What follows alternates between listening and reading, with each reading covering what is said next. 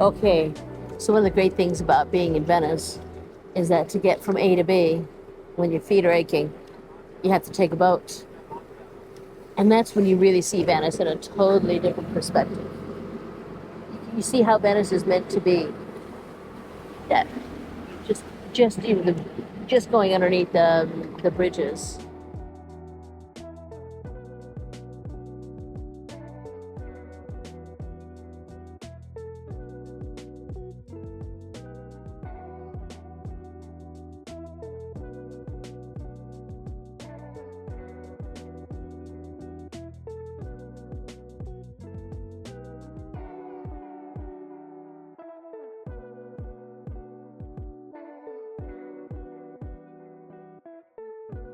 Making our way down the Grand Canal, we've just passed the Rialto, and now we're going towards the Accademia and San Marco.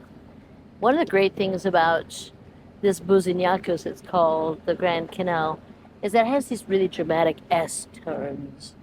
So it allows everybody to just dramatically show off their palazzi here. So here we have a series of palazzi, all built, by the way, right on the water. And often get asked why on the water. Wouldn't it be easier for them to, to have a sidewalk in front of them? And the answer is absolutely no. So when you look in to each one of these palazzi, you can see there's a water gate. And you can see that on the bottom floor, the ground floor of all of these palazzi, they're there for storage, they're there for warehousing. If you're a merchant as well, you could sell from there. But at the main floor is the piano nobile, which is on the first floor. That's where the great and the good had these balconies so that they could be seen, so that they could show off their wealth, their house. It reminds me very much of what the Romans did in their atrium houses. They wanted to be seen in their houses. There's no sense here on the Grand Canal hiding away. And coming up here is the Carezzonico. It's a wonderful masterpiece by Longhena, built for an incoming family. The Rezzonico family doesn't come originally from Venice. But Venice was needing an injection of cash, and so they sold off a position among their elite to this family, the Rezzonico family, who were loaded, as you can see. Today it's a museum of 18th century life, and it's wonderful. Straight ahead of us is an iconic building. It used to be a scuola, and now it's the Accademia. It was an attempt to stop Venetian art from going elsewhere and keeping it here in the 19th century. And it has, of course, a fantastic collection. The bridge straight ahead of us is not nearly as beautiful, is it, as the Rialto. This is just a wooden structure put up in the 19th century to allow you to cross the Grand Canal. It's the bridge of the Accademia, it's called. One of the wonderful things about Venice is how it's able to reinvent itself so many times over. And we're coming up to Peggy Guggenheim's house. Art didn't just stop with Tintoretto or Tiepolo. Venice has reinvented itself as a place for modern art, starting with the Biennale. Into this era here, Peggy Guggenheim came after the war to live here. I certainly remember her growing up.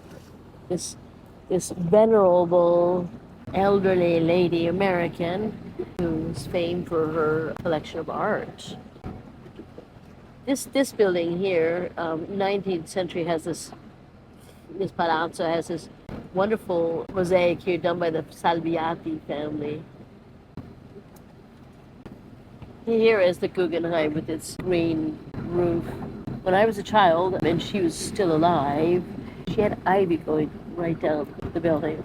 And her once palazzo, this is the Palazzo Venier. You can see this is the bottom of the palazzo. It's the foundation, which was never finished. And now, of course, it's a fantastic collection of modern art.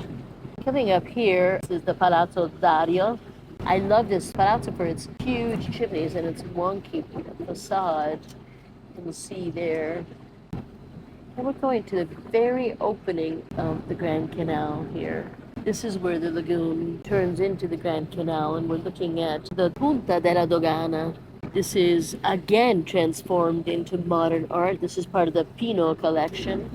Now they had the Anda, the Japanese self-made architect, totally transformed the customs house in the Punta della Dogana. On top of that, you can see that iconic globe there. These are the atlases that are holding up the globe, and look carefully and you can see that statue of Fortune or Fortuna that is on top of the globe. It moves with the wind. It's iconic, isn't it?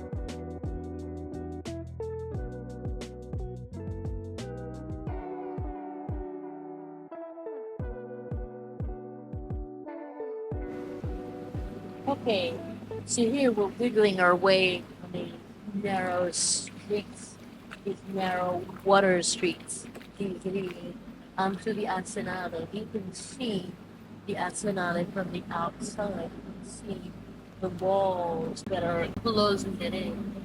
The Arsenale is the shipbuilding yard of Venice. So the main people who worked in the Arsenale, who lived here, came from Albania, came from what is today Croatia, the Dalmatian coast, Slavs, and Greeks. There were 16,000 people in a population of 100,000.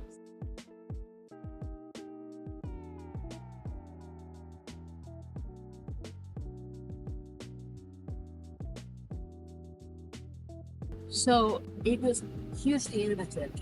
As a Romanist, I always put Roman engineering at a premium, and yet I have to own the fact that Venice really came up with much more efficient ways of building ships.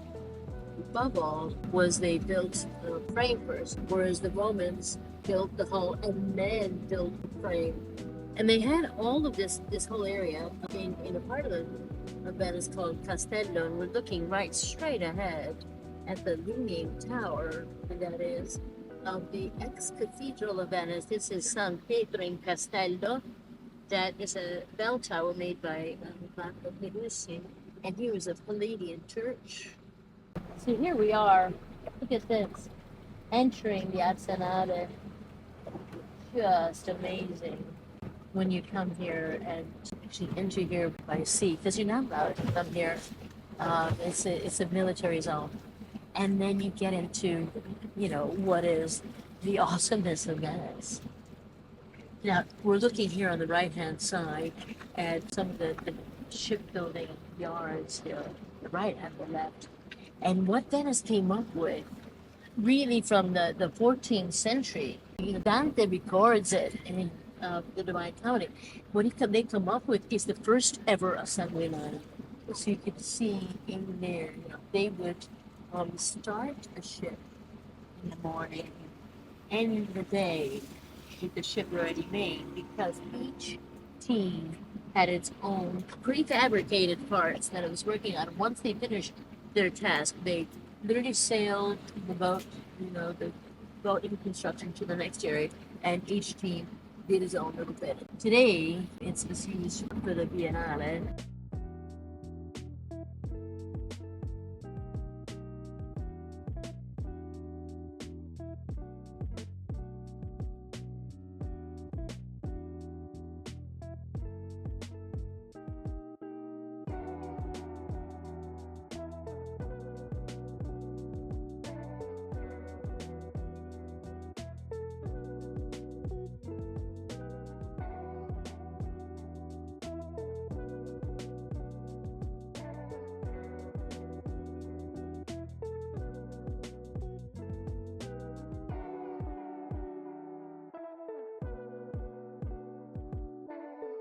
So here, this is the Rio, which is going right up to the land entrance of the Arsenale.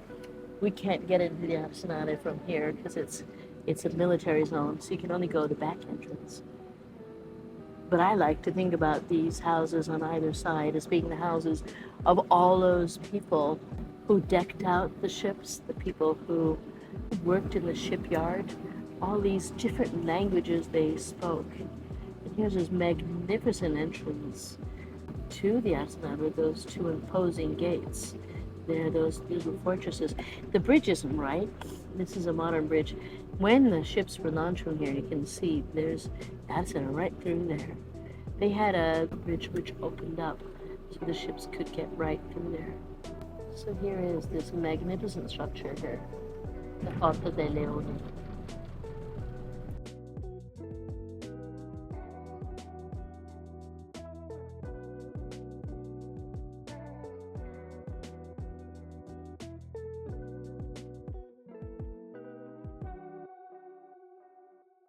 Okay, so here we are. We're walking away from the Porta dei Leoni, which is the entrance, the monumental entranceway of the Arsenale.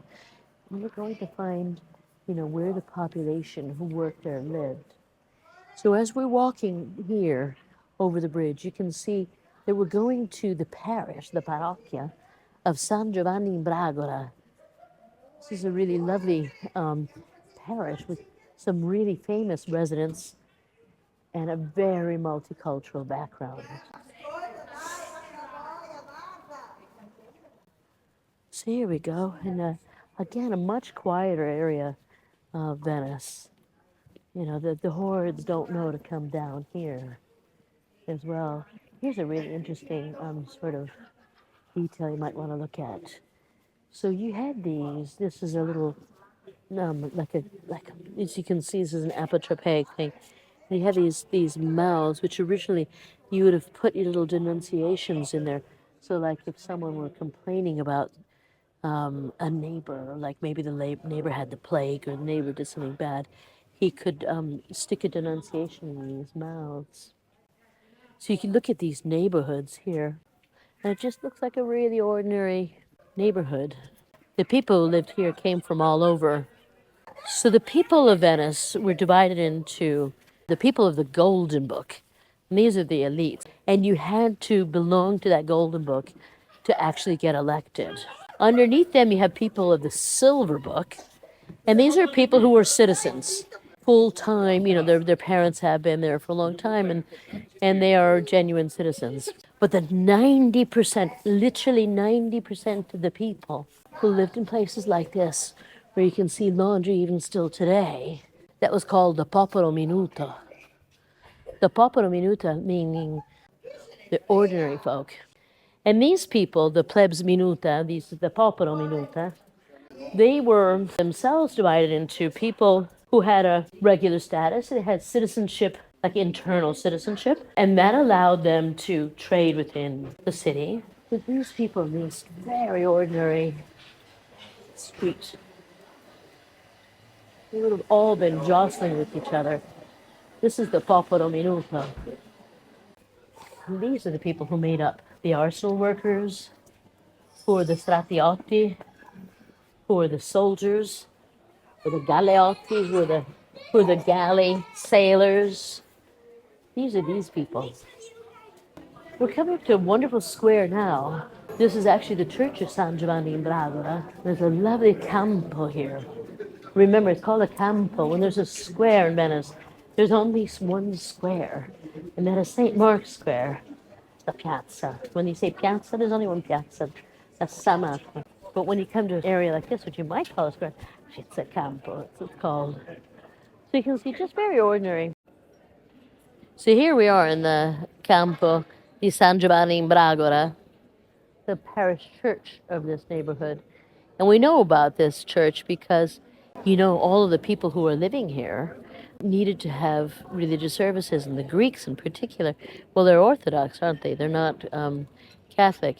And this church came into some beating, some sort of scandal, put it that way, because they had some Orthodox services in here, and that was obviously not Catholic and not Pucca at all. So the Greeks, you see, were needing a place to be. Today, though, it's more famous for being the particular parish of the Red Priest himself, Antonio Vivaldi. He wasn't just born here, which is what it says there. He wasn't just baptized, but it also says here.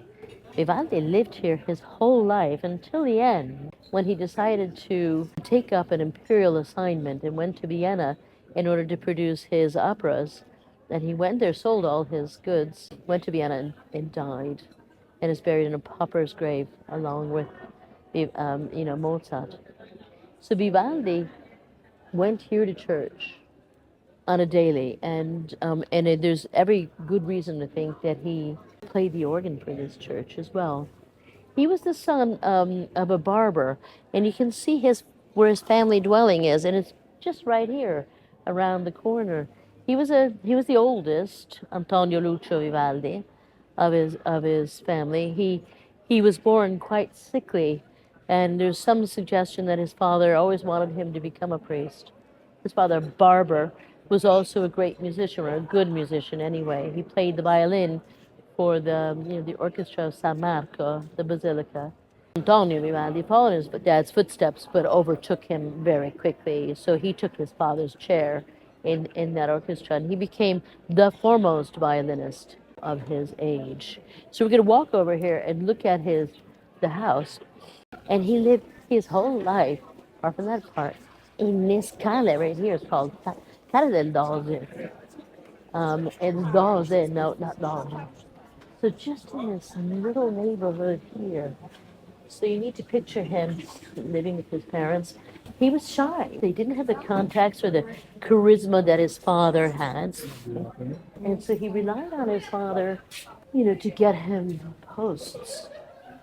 Apart from being a musician in the orchestra, he didn't get a high-up post in the Basilica of San Marco. There are other musicians who were really able. Okay, so we're going out here from the Scala del Doge into the Riva degli Schiavoni. This is the docking area of Venice for so long. You can see in your mind's eye all of those ships coming in here. And you can see there's a dedication here to the Slavs, these are Dalmatians, who worked here. These are the people who give this docking area its name, the Schiavoni. It's not a very nice name for Slavs, but they are the Slavs, the Dalmatians, who docked here, so you know that they lived here. These are people who worked unloading and loading in this area. So these are some of the people who lived in Vivaldi's neighborhood. And we're now going to a place where Vivaldi worked. So Vivaldi, we're saying, was quite a timid man. His music is so sunny, isn't it? But his character's perhaps a little less so. But his father got him a job here in this church of the Pietà, it's called. The Church of the Mercy, really is the best word to use for it. So not far from where he lived, a stone's throw from where he lived, was born and was baptized. And he worked here for 40 years. Here we are in the Riva degli Schiavoni, outside the facade of the Chiesa della Pietà. And la Chiesa della Pietà, it doesn't mean piety, actually it means mercy. So if you look at the top of the facade, the top part, you see Our Lady with many children around her. And that's very much the theme of this church, because this church, where Vivaldi worked, up with the neighboring building here, which we'll talk about. I'm going to make it very clear that this church per se was built after Vivaldi died. But Vivaldi did work here on the spot in a church that was like this, but this is rebuilt after he died. So this church was very much associated with this building to one side. Today it's the Hotel Metropole, but in the time of Vivaldi, it was a foundling hospital. And you can see the hints of it if you follow me. Again, it was Our Lady and Child and that theme. And you can see here, this is where people were meant to give money, and this is broken in COVID by some desperate soul. That's where you gave your money to the foundling hospital. And if you come here this way, again, you don't see many tourists here, do you? But it's this just mechanism which is really important. So you can see this isn't as old as Vivaldi. It's a new version, but in Vivaldi's time, there was something similar to this. It is called La Ruota della Misericordia. In other words, the wheel of mercy. This is round here, and it was meant to spin round. And this is where you literally placed your babies. And often it wasn't babies, it was toddlers who were wiggling, who didn't want to go, and you placed them when you could no longer look after them. This foundling hospital here took care of them and taught them professions if they were boys, gave them the means to live. And if they were girls, of course, you're not going to teach them professions, are you? But you would teach them, the domestic skills, or if you were really good, you taught them to be musicians. And in this foundling hospital, today the Metropole, the girls lived here sometimes up until their, 80s. You can see there is a connecting kind of a walkway which went from the foundling hospital itself to the church. And that is where the girls performed. You can see that picture of Vivaldi there.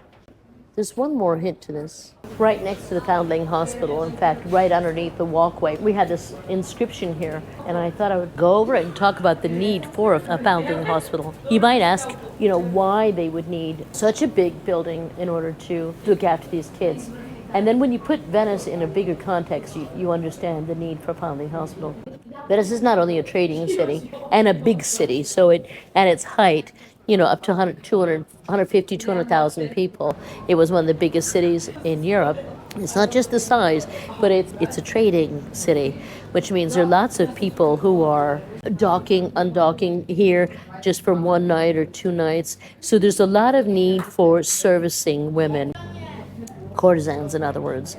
And Venice had an extraordinary number of courtesans, 11,000 courtesans. You picture a population of 200,000 people or 150,000 people, and you have 11,000 courtesans.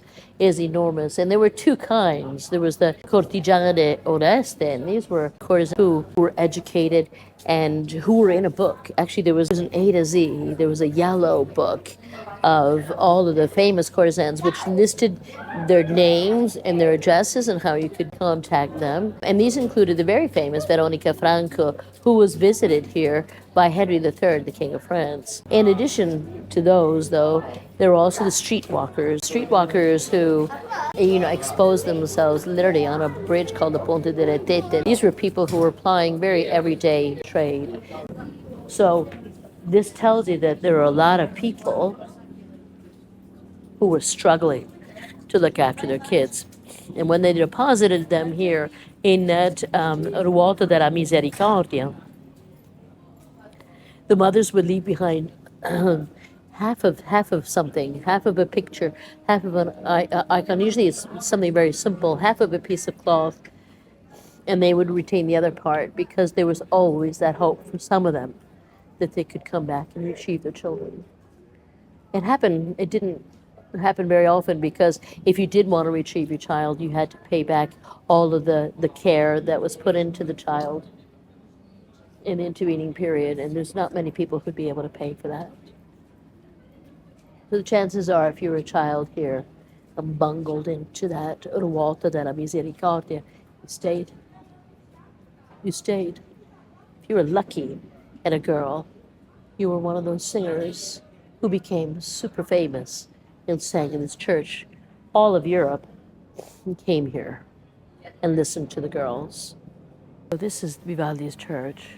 Wow, it's a later edition of the church that he worked in. And you can see that the girls continued to sing long after he left, actually, for Vienna and died. So if you look above you, you can see the characteristic grills there.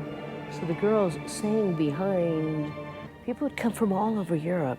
Jean-Jacques Rousseau came here and described listening to these angelic voices singing from above. And Vivaldi's works, like the Gloria, all his choral works, so many of his works were written for them, and they were singing all around here. And these are girls who, they didn't have last names. They're only given a first name, and then they were given a second name according to the instrument they played. The most famous is Anna Maria del Violino, because she was a violin player. So they would sing and play an instrument, or one or two even, and they just became real musical superstars. And a lot of them just stayed in the foundling hospital, and it became their whole life. Vivaldi worked with them for 40 years, and many of the works which he wrote with them in mind, and would actually point out which girl he had in mind, who was playing, which girl was playing that, which woman was playing that violin part or that viola part. It also emphasizes how much Vivaldi is not just about the four seasons. Yeah. So here we are back in the Riva degli Schiavoni, having seen Vivaldi's church, and we're looking at the leaniest tower ever, isn't it? This is the campanile, or the bell tower, of the church of San Giorgio dei Greci. I look at that church, and look at that bell tower, and I'm reminded of this cosmopolitan world that Venice is. Venice not only had 5,000 or so Greeks living in here, speaking Greek, also these Greeks were able to build a church for themselves, an Orthodox church, which actually doesn't come under the remit of Venice, nor under the power of the Pope, but is actually, it belongs to the Patriarch of Constantinople still today. And I picture all those people here working, loading, undocking, these people of Venice, you know, and how many of them spoke Greek. Venice, my complaint today about just how many foreigners there are here today on a daily. We just need to have a little look at this campanile, which is miraculously still standing, to remember how foreign they've always been.